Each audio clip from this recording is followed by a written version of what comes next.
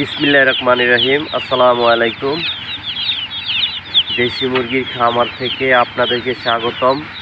তো দেশি মুরগির খামার করতে হলে প্রথমে পরিবেশ তৈরি করতে হবে, একদম যেই পরিবেশের ভিতরে আদার্স ফার্মার ছাড়া অন্য কেউ ঢুকতে না পারে এমন একটা পরিবেশ করতে হবে।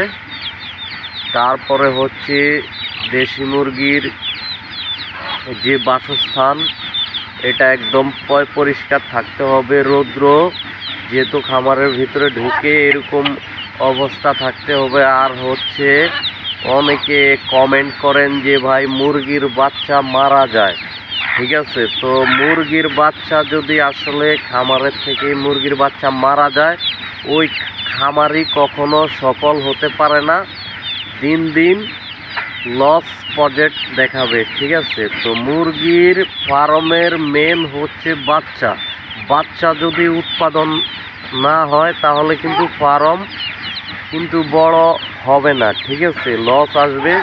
তো মুরগির খামারের মেন হচ্ছে মুরগির বাচ্চা টিকাতে হবে, ঠিক আছে। তো এগুলো তো এভাবে সম্ভব না।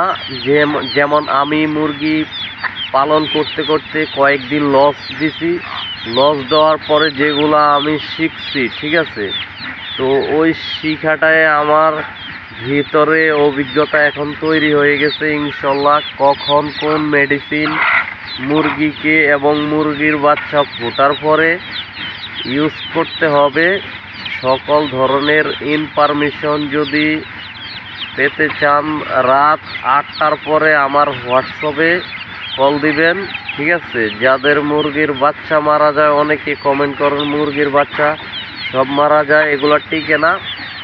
তো হোয়াটসঅ্যাপে কল দিবেন হচ্ছে রাত্রে 8টার পরে। ভালো থাকবেন। আসসালামু আলাইকুম।